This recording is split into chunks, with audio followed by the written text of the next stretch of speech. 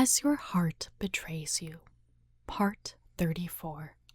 A Miraculous Ladybug Fanfiction written and narrated by Mira, with artwork for the opening and thumbnail image by Evenart Adams on Instagram and Tumblr. I will have her linked in the description box below, as well as the prior 33 parts of this story. Now then, if you haven't already, blah blah blah, subscribe, hit the like button, leave a comment in the comment section. You know what to do. If you don't know what to comment, put button room. Please enjoy As Your Heart Betrays You, Part 34. Adrien Agreste, 23 years old, at the Adrien Agreste studio. Adrien! I know. Adrien! Maybe he shouldn't have brought her here on a first date. The food arrived 20 minutes ago, and he and the Kwamis were sitting at a crafting table, watching Marinette spin and giggle as she uncovered more of his open floor plan design studio. I know.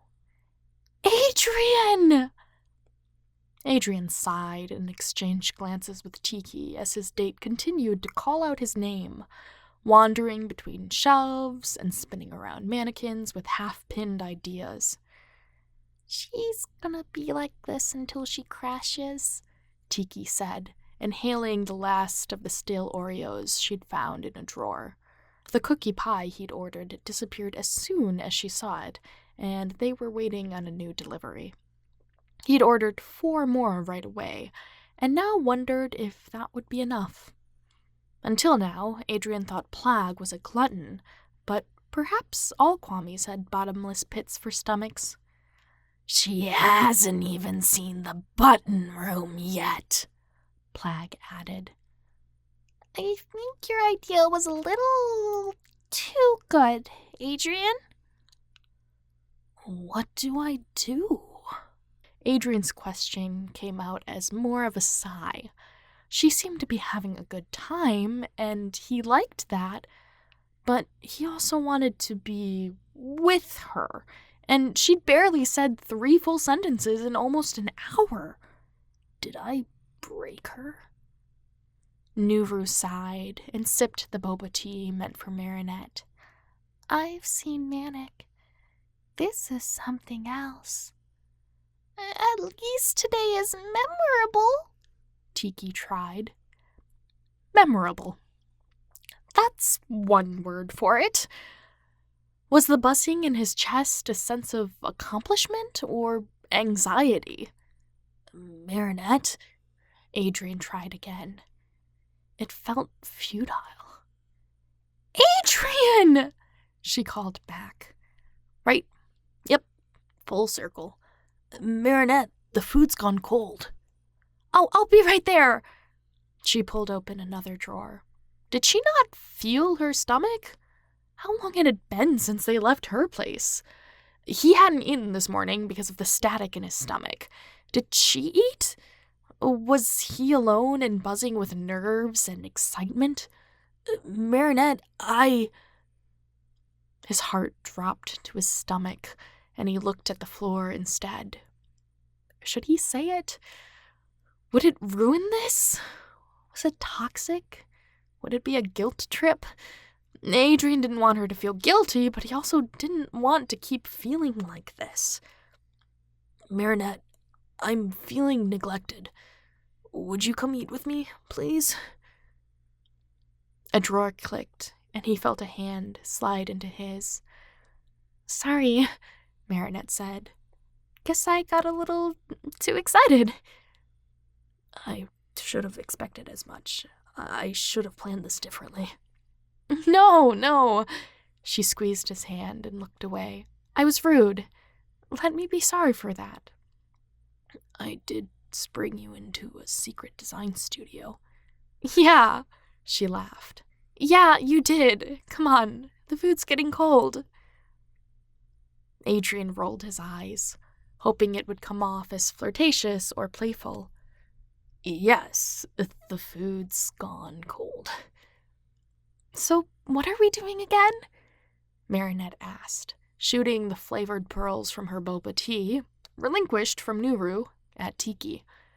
"We," Adrien began, reaching into the table drawer and pulling out a paper bag, "are making each other teddy bears." "We're making each other teddy bears?" Marinette looked at the bag, recognized it as a pattern, and grinned. "Adrien Agreste, you surprise me." "Winning a girl a stuffed toy is too old school." "Did you get this idea from an anime or something?" He swallowed, choosing to keep his eyes on her instead of the elaborate embroidery he had framed and hanging behind her of a particular Cardcaptor Sakura moment. "No." "Uh-huh." He pulled out a second one for her to study. "Should we wash our hands and get started?" "Do you have a fridge? This burrito is a lot of burrito." "Good, right? And yeah, it's my studio. Of course I have one." "You say that, but my studio is my childhood bedroom, and the only thing that keeps me cool or sane is the singular fan I bought off of Alia for €3 when we were 16. "Ah, right. I remember that." He didn't. He just wanted to seem relatable, and somehow white lies were a go-to when he was nervous, slipping out before he could think them through, much less stop them. "Did you find a print you like more than the one you picked out at the store, or should we use this one?" Marinette shook her head, eyes still wandering across the room. No, this will work nicely." "Great." He took the food off the table, surprised when Tiki and Plag helped bring it to the fridge and accepted the squirt bottle from Nuru with gratitude before spraying her workstation down. "That's your cleaning rag?" Marinette asked, tilting her head.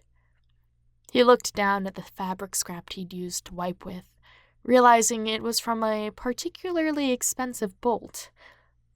Yes, well, reduce, reuse, recycle, right?" "Right."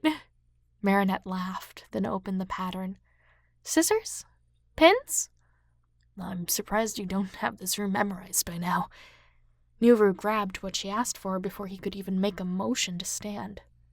"Thanks, buddy."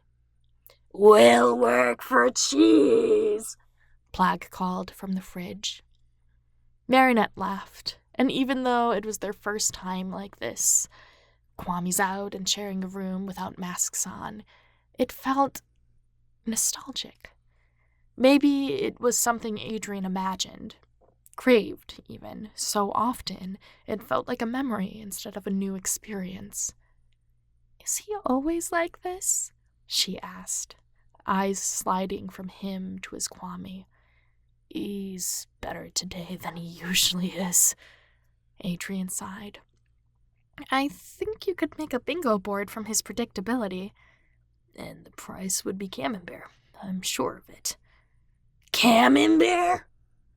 Plag raced back from the mini-fridge, eyes wide.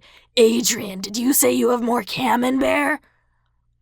Everyone but Plag started laughing, and Adrien's heart hurt as it swelled at the naturalness of the environment.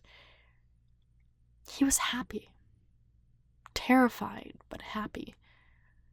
For the first time, being with Marinette didn't hurt him.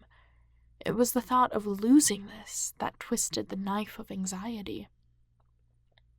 "So, when are you moving your avocado trees to Paris?" Marinette snipped at the pattern, handing them to him to pin to the fabric. "Oh, I'm moving to Paris." "I mean, unless you clean out a drawer for me at your beach house." Adrien looked down to hide the smile. "You want a drawer?" "I want you." He had to look up, unable to translate her expression from the softer tone of voice. She returned his look, lips pursed into a smile as her cheeks reddened. "Me?" "Yeah." It was almost a perfect opportunity for a tease. "So, what? Does this mean I get a second date?" "Do you still want a second date?" "I mean, I still haven't shown you the button room, so..." She giggled, and he felt 15 again. So, Adrien pricked his thumb as he started to pin. What? You want to commit to a second date before you've seen how crazy I can get on a first one? Oh, like you haven't shown me your first date crazy yet? Marinette twisted the leftover paper into a ball and threw it at him. Rude! Despite his mental fortitude, Adrien couldn't fight the anxiety boring through his bones and into his shoulders. Why couldn't he enjoy this? Why did, seemingly all at once, looking at Marinette give him a rise of panic and fear of rejection? She wanted to be here. She wanted to be here with him. He shouldn't be nervous. He knew better than to mix up warning signs for butterflies. Despite how good things were going, Adrien noticed multiple signs of an oncoming anxiety attack. Or maybe this was a panic attack. Either way, it didn't matter. Excuse me for a moment. Adrien tightened his smile, then stood. Plug? Cheese? The gremlin surfaced from the scraps pile he'd turned into a napping nest. Come on.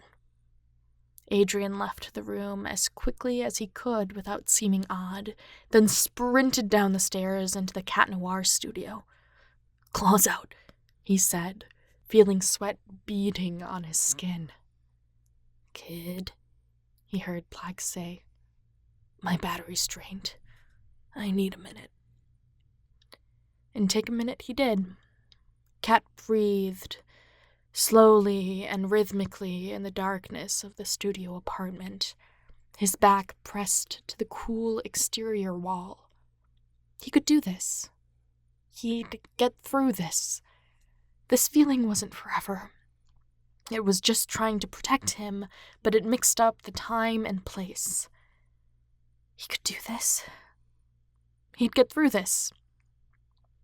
Okay. It'd been, 10 minutes? He'd better get back. Claws in.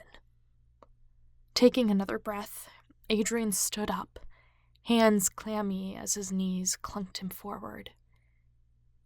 This is okay. You're okay. You can do hard things, Crest. Despite everything, you can still have a normal life. Thank you so much for listening. That was part 34. Part 35 of As Your Heart Betrays You is on the way. In the meantime, you can check out these other videos for more fanfiction, and I will catch you in the next one. If you're still listening, comment... Oh goodness, I don't know.